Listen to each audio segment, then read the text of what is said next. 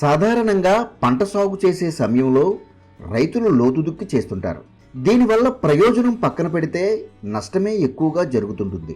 ఈ విషయాలను పరిగణలోకి తీసుకున్న రైతు సాధికార సంస్థ దుక్కిలేని సేద్యాన్ని ప్రోత్సహిస్తోంది. దీనిని అందిపుచ్చుకున్న రైతు బోయినదేవి 4 ఏళ్ల క్రితం ఏటీఎం ప్రారంభించి నేటికి దుక్కి లేకుండా రిలే షోయింగ్ చేసుకుంటూ సేద్యాన్ని కొనసాగిస్తున్నారు. ఈ విధానంలో ఆర్థిక ప్రయోజనంతో పాటు పరోక్షంగా నేలలో పోషకాలు పెరిగే విధంగా దోహదం చేస్తున్నారు.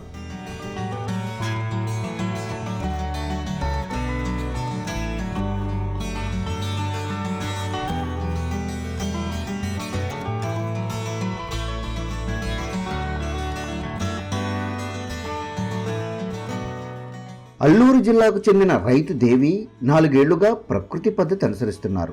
దీనిలో భాగంగా 20 సెంట్లలో ఏటీఎం మోడల్ విస్తరించారు.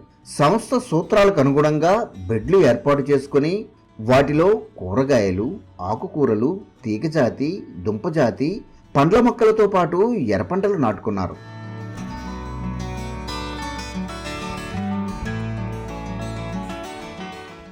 నమస్కారం సార్, నా పేరు బోయినదేవి.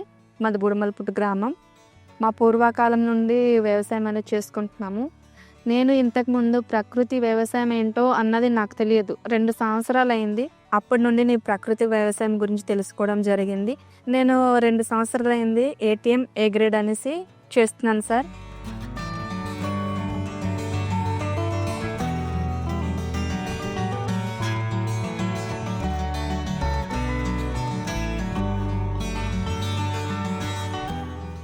నా ఏటీఎంలోని ప్రధాన పంటలు ముల్లంగి, బెండకాయ, పచ్చిమిర్చి, టమాటా, వంగ ప్రధాన పంటలుగా వేసుకోవడం జరిగింది. మళ్ళీ మిగతా పంటలు అయితే కొత్తిమీర, తోటకూర, పాలకూర, చుక్కకూర, ఫ్లవర్స్లో అయితే కన్నా చామంతి, మల్లె, బంతి అవన్నీ వేసుకోవడం జరిగింది.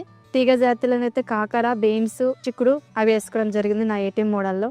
అది కాకుండా నా అదనంగా పంటలు అయితే కన్నా మొక్కజొన్న వేసుకున్నాను. అదనంగా ఉన్న భూమి చుట్టూ కూడా పండ్ల మొక్కలు వేసుకోవడం జరిగింది. కలప మొక్కలు కూడా వేసుకోవడం జరిగింది.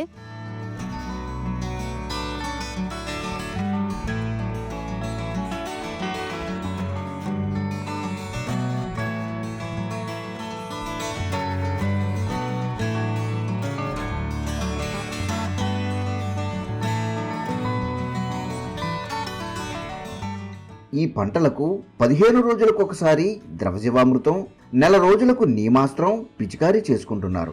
ఈ విధంగా భూమి సారవంతంగా మారడంతో నేల గుల్లబారి వానపాములు వృద్ధి చెందుతున్నాయి. ప్రకృతి వ్యవసాయం చేసే ముందు ఘనజీవామృతం వేసుకుంటాను. నా ఫీల్డ్లో మొక్క వచ్చిన 15 రోజుల తర్వాత ద్రవజీవామృతం పిచికారీ చేసుకుంటాను. అలా పిచికారీ చేసుకోవడం వల్ల మొక్కకు కొంచెం సారవంతం కూడా పెరుగుతుంది, మొక్క ఆరోగ్యం కూడా ఉంటుంది, ఎటువంటి పెస్ట్ కూడా రాకుండా మొక్కకు ఆరోగ్యంగా ఇస్తుంది. అదే ఘనజీవామృతం వేసుకుంటే నేల గుల్లబారుతుంది, వానపాములకి ఆహారం వేసినట్టు ఉంటుంది.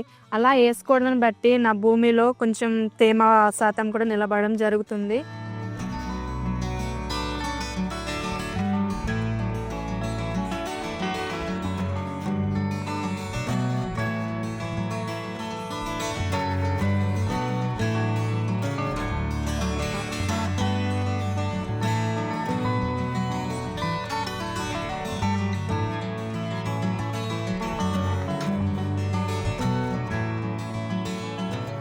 ఈ క్రమంలో సాగు నుంచి లభ్యమైన ఉత్పత్తులను ముందుగా ఇంటి అవసరాలకు వినియోగిస్తున్నారు.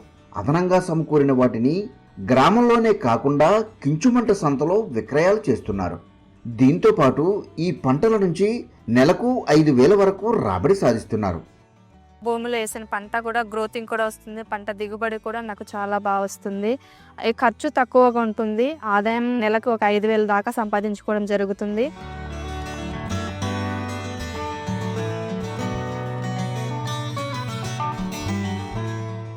అదేవిధంగా కూలీల సంఖ్య కూడా నాకు తగ్గుతుంది. ఎందుకంటే నిత్యం పంటలు నా పొలాల్లో ఉండడం వలన కలుపు మొక్కలు ఎక్కువగా రావడం లేదు. మొత్తం పంటతోనే కవరప్ అయి ఉంటుంది కాబట్టి నా భూమి కూడా చాలా తేమగా ఉంటుంది. భూమిలో మట్టి కూడా మృదువుగా ఉండడం జరుగుతుంది. 4 ఏళ్ల క్రితం ప్రారంభించిన ఈ ఏటీఎం సాగును పంట పూర్తయిన చోట రిలే షోయింగ్ చేసుకుంటూ దుక్కి లేకుండానే నేటికి కొనసాగిస్తున్నారు. అయినా రాబడిలో ఎటువంటి వ్యత్యాసం కనిపించకపోగా భూమిలో పోషకాల శాతం పెరుగుతూ వస్తోంది. ఏటీఎం మోడల్లో నేను ఇది చేస్తూ దాంట్లో మేము పంట తీసుకోవడం, మార్కెటింగ్ చేయడం, మళ్ళీ పంట తీసిన వెంటనే మళ్ళీ రిలేషన్ చేసుకోవడం వల్ల ఎక్కువ కలుపు అన్నది రాకుండా ఉంది. అదేవిధంగా నిత్యము 365 రోజుల్లో కూడా నా భూమిలో ఏ భూమి కూడా ఖాళీ ఉండకుండా పంట ఉంటూనే ఉంటుంది దాంట్లోనే. ఈ విధంగా దుక్కి లేకుండా 4 ఏళ్లుగా ఏటీఎం సాగు చేస్తున్న రైతుదేవి పెట్టుబడిని మరింత తగ్గిస్తున్నారు. దీంతో పాటు ఆరోగ్యకరమైన ఉత్పత్తులు తీసుకుంటూ ఆనందంగా జీవనం సాగిస్తున్నారు.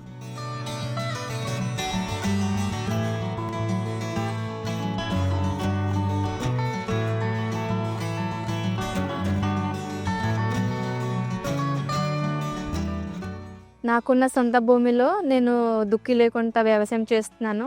అదేవిధంగా మా గ్రామాలు కూడా నన్ను చూసి వాళ్ళు కూడా దుక్కి లేకుండా వ్యవసాయం చేస్తున్నారు. వారికి తెలియని విషయాలు కూడా నేను దగ్గరుండి వాళ్ళని ఆ పని దుక్కి లేకుండా పని చేయడానికి కూడా నేను సిద్ధంగా ఉన్నాను. అదేవిధంగా ఇంకా మారాలని నేను మనస్ఫూర్తిగా కోరుకుంటూ అందరికీ ధన్యవాదాలు చెప్పుకుంటున్నాను.